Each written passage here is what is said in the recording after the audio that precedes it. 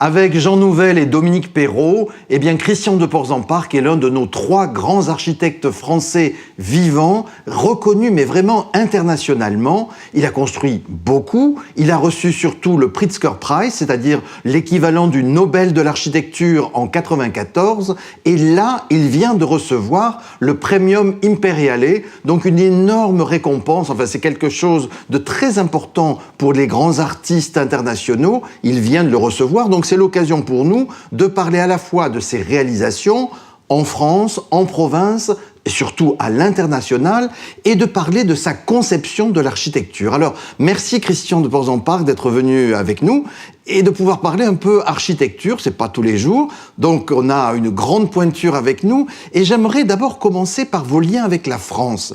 Parce qu'en fait, quand on parle de Christian de Portzamparc, on oublie un peu les réalisations de Christian de Portzamparc, qui pourtant remontent très loin. Moi, je me souviens déjà du château d'eau de Noisiel, qui a été le premier bâtiment qu'on a publié.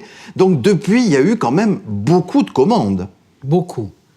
Beaucoup de choses en France, et puis, peu à peu, à l'étranger, au Japon, puis au Brésil, puis en Allemagne, puis à New York.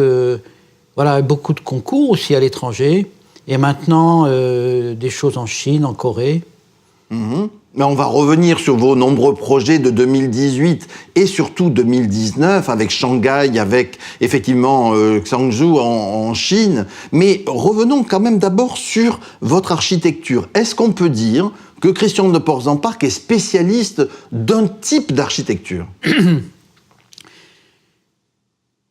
Difficile, hein ? Je crois que les gens maintenant reconnaissent mon travail, ce que je fais, mais je n'ai pas un matériau que j'emploie tout le temps ou un type de ligne. Selon les cas, c'est assez unifié ou fractionné. Selon les cas, c'est du béton ou c'est du verre et du bois. Selon les cas, il y a plus de courbes ou c'est plus rectiligne. Je suis attentif au site et au programme.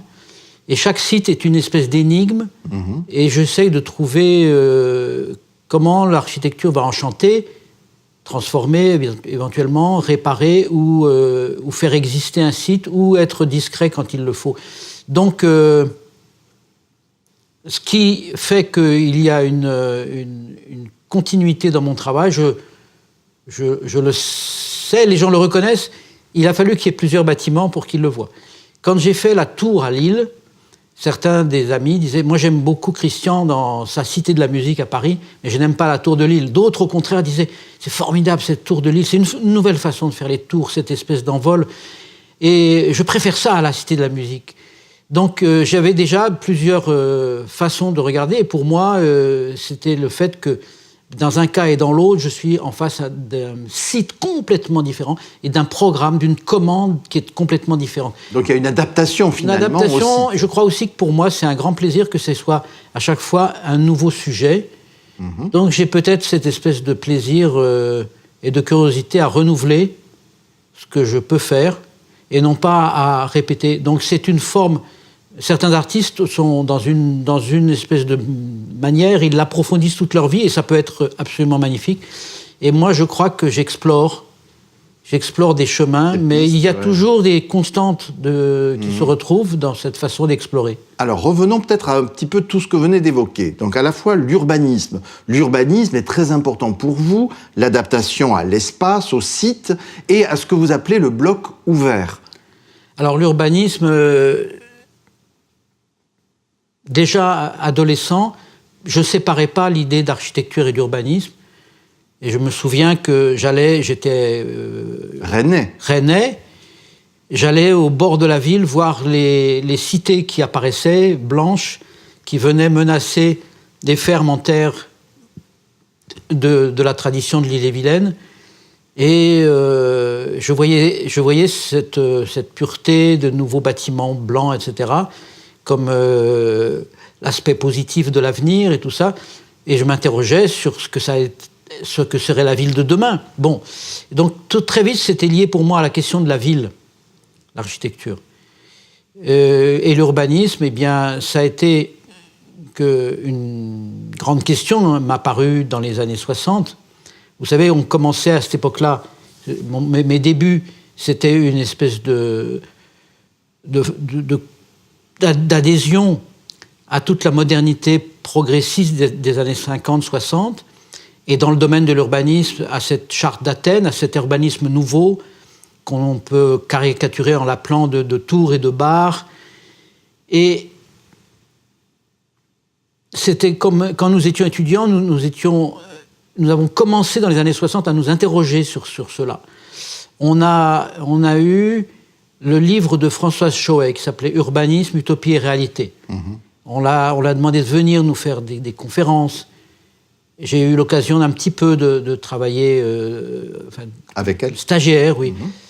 Elle nous a éveillés à quelque chose qui n'était pas assez compris, toute une histoire de l'urbanisme qui dans le 19e siècle, des théories qui, justement, elle les appelait théories culturalistes, justement, refusaient cette vision de Le Corbusier qui correspondait à l'essor industriel et de la voiture, machiniste, et à la voiture, à l'omniprésence, à la...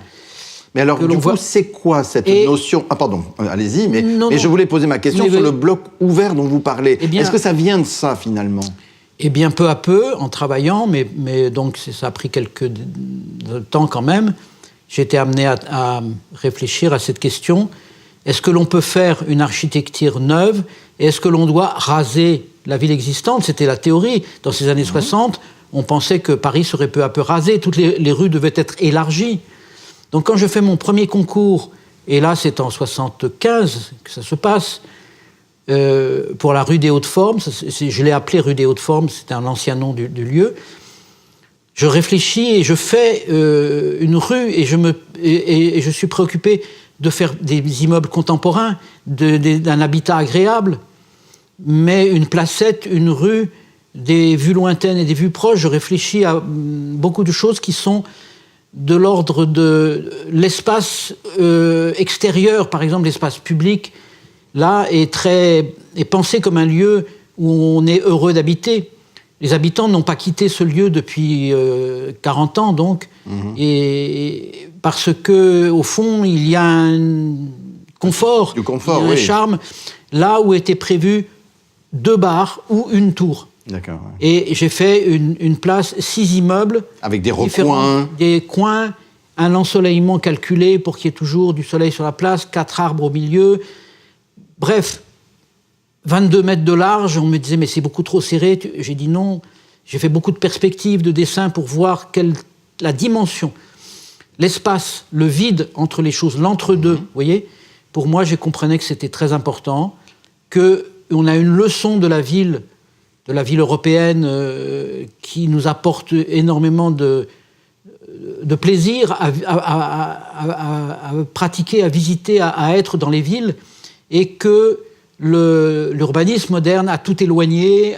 Et je disais, avant on était dans un creux, dans un vide, et dans toutes les villes modernes, dans tous les endroits modernes, on est en dehors de cela, on a des grands immeubles. Vous avez des pleins qui ont remplacé les villes. Les pleins qui sont les tours et les bars, vous voyez. Très simple, cette idée-là.